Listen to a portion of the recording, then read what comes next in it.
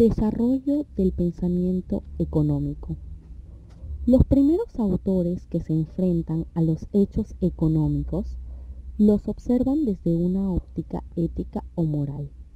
Hay una base común a todos los comentarios de Aristóteles, de los tratadistas romanos, de los escolásticos.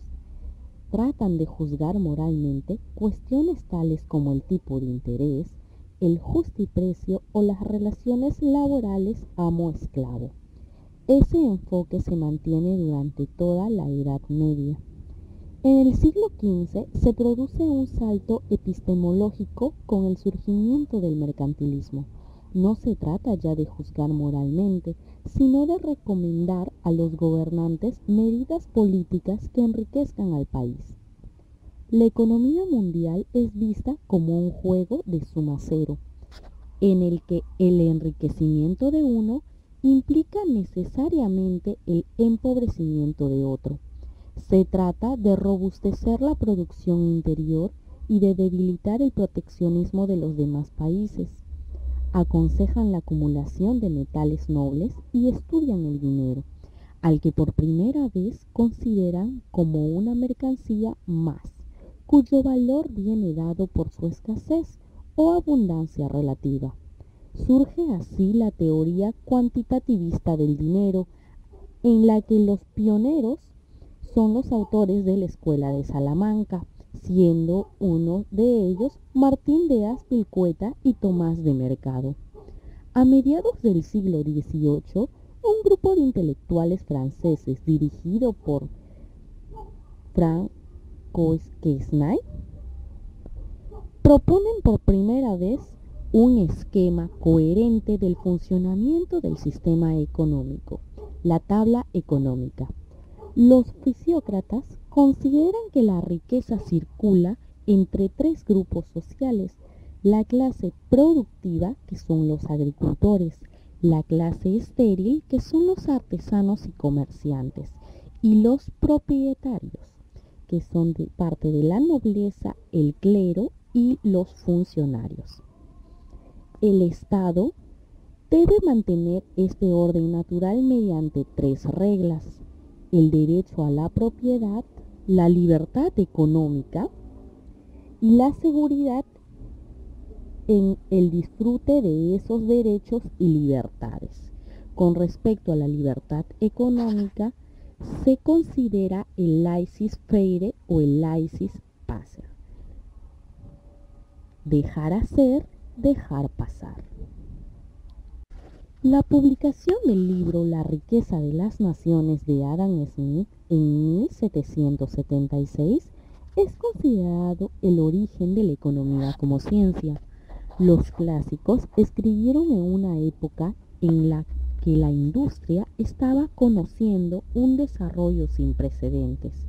Su preocupación principal fue el crecimiento económico y temas relacionados como la distribución, el valor, el comercio internacional, etc. Uno de sus objetivos principales fue la denuncia de las ideas mercantilistas restrictivas de la libre competencia, que estaban aún más extendidas en su época.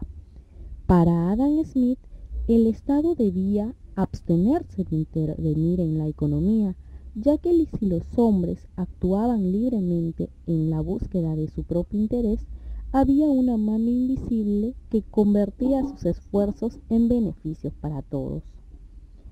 Adam Smith tuvo muchos seguidores que componen la llamada escuela clásica. Fue en la época de los clásicos que la economía recibió el calificativo de ciencia lúgubre. Malthus estudiando la población y Ricardo estudiando las rentas.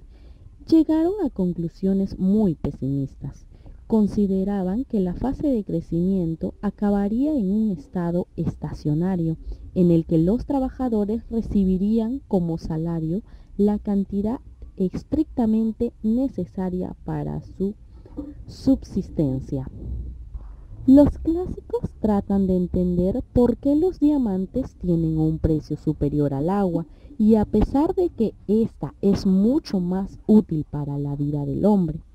Distinguen por tanto entre valor de uso y valor de cambio.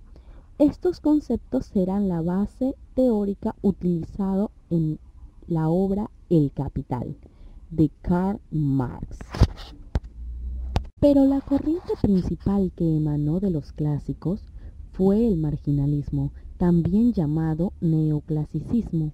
A partir de la década de 1870, tres grandes economistas inician esta corriente. Karl Menger, en Viena, en torno al cual se forma la escuela austriaca; Leon Walras, creador de la escuela de Lausana; y William Stanley Jevons. Sus aportaciones incluyen los conceptos de coste de oportunidad, coste marginal, la utilidad marginal y equilibrio general, que siguen siendo hoy el cuerpo principal de los manuales de economía. Son las conductas de los productores y los consumidores tratando de maximizar sus beneficios y su utilidad las que conducen a una situación de equilibrio general. Son los neoclásicos los que explican satisfactoriamente el problema del precio de los diamantes y el agua. El precio de todas las cosas es un resultado de equilibrio entre su oferta y su demanda. La primera gran síntesis de la ciencia económica, englobando las doctrinas de los clásicos con la de las diferentes escuelas marginalistas, la realiza Marshall, cuyo libro Principios de Economía fue el primer manual moderno de economía. En la década de los años 30, los países de Occidente sufrieron la más grave crisis económica conocida hasta la fecha como la Gran Depresión.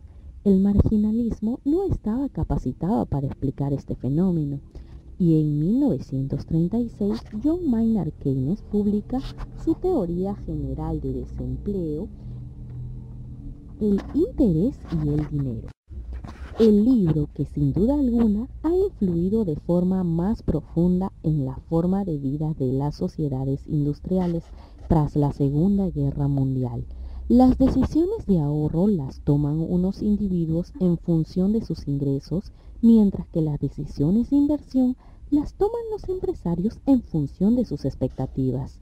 No hay ninguna razón por la que el ahorro e inversión deban coincidir. Cuando las expectativas de los empresarios son favorables, grandes volúmenes de inversión provocan una fase expansiva. Cuando las expectativas son desfavorables, la contracción de la demanda puede provocar una depresión. El Estado puede impedir la caída de la demanda aumentando sus propios gastos. Atendiendo a las propuestas keynesianas, los gobiernos de los países industriales iniciaron una activa política de intervención, aumentando progresivamente sus gastos y el peso del sector público. El keynesianismo fue adoptado como paradigma dominante en todas las universidades occidentales. Esta vez es Paul Samuelson el que realiza la síntesis teórica entre las diversas corrientes, dando lugar al neo-keynesianismo, como una fusión de la teoría neoclásica con la keynesiana.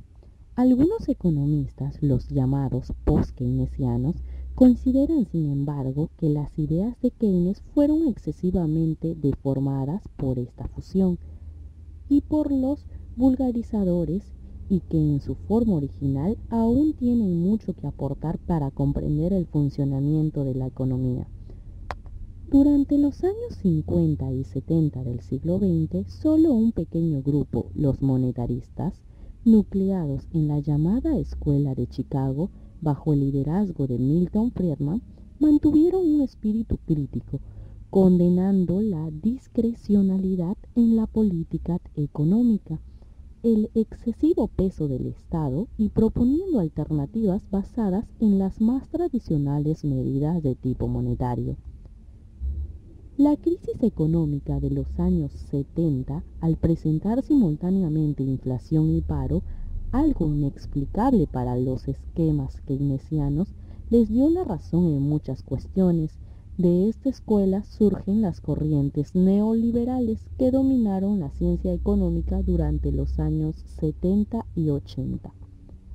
A finales del siglo XIX y principios del XX, un grupo de economistas americanos desarrollan un método de análisis de la realidad social que se conoció como la escuela institucionalista.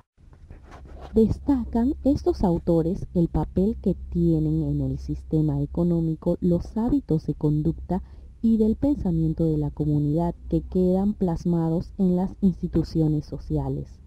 Las críticas de Blede de las conductas típicas del capitalismo están revestidas en un acervo y divertido sarcasmo, aunque durante mucho tiempo se consideró que era una corriente de pensamiento extinguida. Su influencia siguió presente en mayor o menor medida en un gran número de economistas contemporáneos.